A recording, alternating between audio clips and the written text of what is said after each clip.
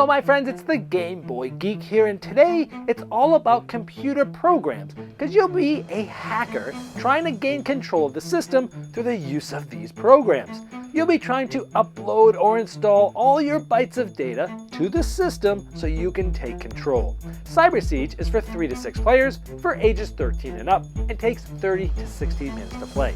It's a game that uses temporary alliances, strategy, and program actions to advance your own agenda or slow down your opponents. Discussions, deals, persuasions, and even temporary treaties are allowed and encouraged.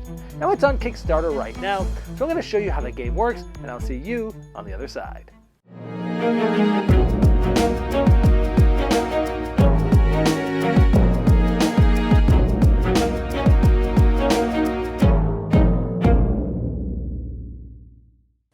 In Cyber Siege, you're trying to get all of your bytes of data, which are in your hard drive, hidden behind the shield from other players throughout the game, trying to get all of these into the system, meaning either in front of your shield, which now become packets, or onto programs. The first player to get all of their bytes outside of their hard drive is going to win the game.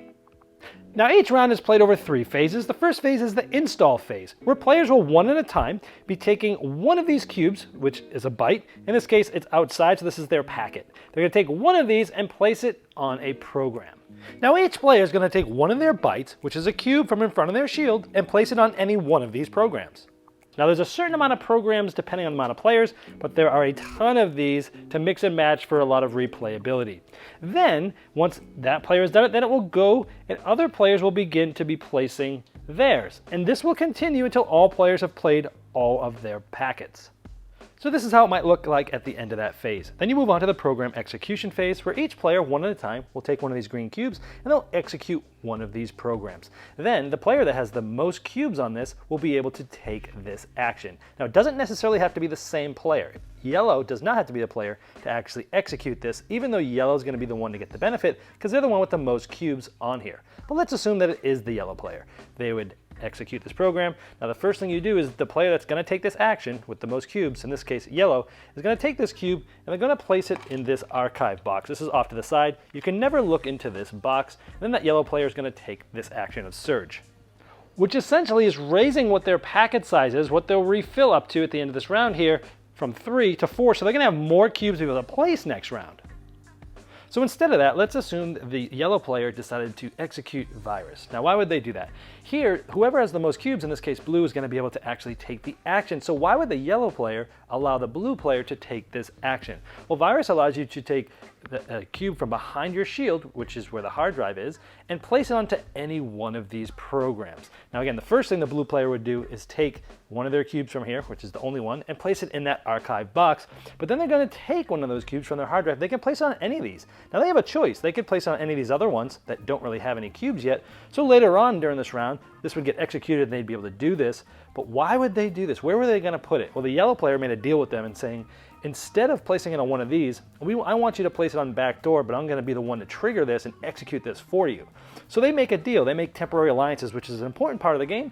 And then the blue player is going to put this here. Now, why did the yellow player want this to happen? Because when this one gets executed, if there's a tie, like these two, purple and blue, they get cancel each other out, and the yellow player is going to be able to do Backdoor. Again, since they're the one taking the action, this would go in the archive box, and they would take this Backdoor action. Now, this would continue until all of the programs have been executed, and even the ones that don't have any cubes will get executed. We'll go over the rest of what these tiles do in just a moment, but let's go to the next phase, which is packet generation. In this case, everyone looks at the die in front of there, and they're going to take that many cubes and place it there because you're generating packets from your hard drive. And then once that's done, everyone will reset back to 3. So regardless of what happens and how many you get out for the next round, it's always going to reset back to 3 at the end of each round. Now let's talk about what some of these other programs do. Unstable Surge kind of works like Surge, where you're going to be able to alter how many packets you're bringing in this round that you'll be able to use next round. But you'll roll a die. If you roll 1, you don't add anything. If you roll 2 through 5, you add 1. If you roll a 6, you'd get to add 2 to that. And so that's essentially allowing you to place more cubes next round depending on that. Now the backdoor action allows that player to take a byte from behind their shield, which is in their hard drive, and place it on this specific program.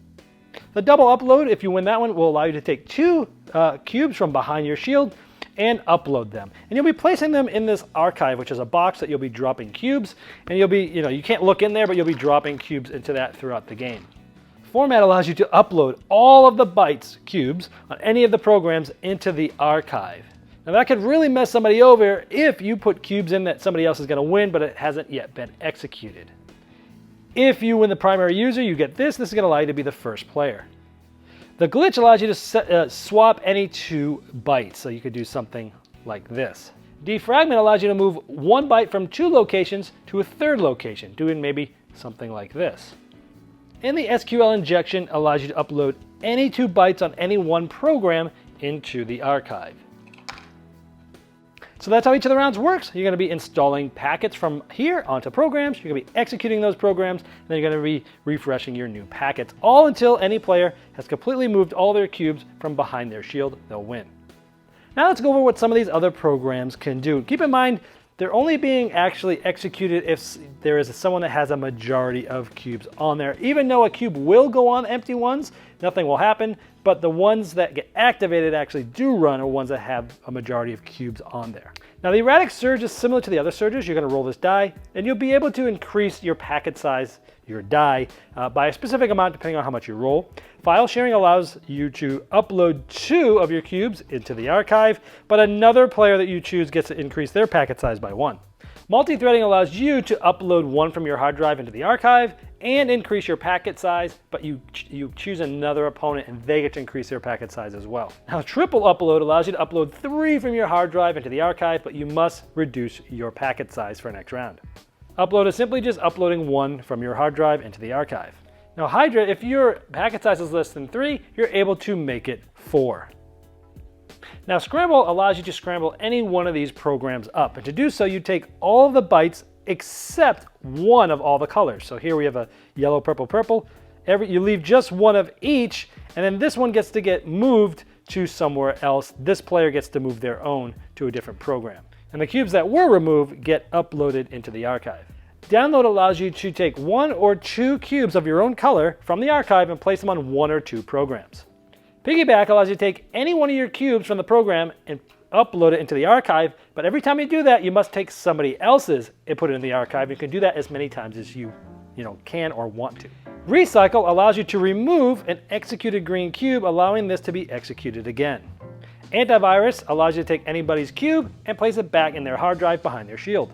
Now the Firewall allows you to take this red cube, place it on any program, and no cubes can be added or swapped on that tile until the beginning of the next execution phase next round. This one allows you to take this purple cube and place it on one, and this one cannot be executed this round. It'll come off at the end of this specific phase. And Malware allows you to decrease all of the player's packet size by 1. And there are some recommended sets to play with different player counts in the rules, but you can also feel free to mix and match as you wish. Well, there you have Cyber Siege, and as I've shown in the overview, you'll be influencing other players with temporary alliances to advance your own agenda or slow down your opponents. And if you'd like to see all the final art and components and the different pledge levels, you can click the link below me in the description of this video, and it will take you directly to the Kickstarter project page, and I'm sure the creators of Cyber Siege would love your support.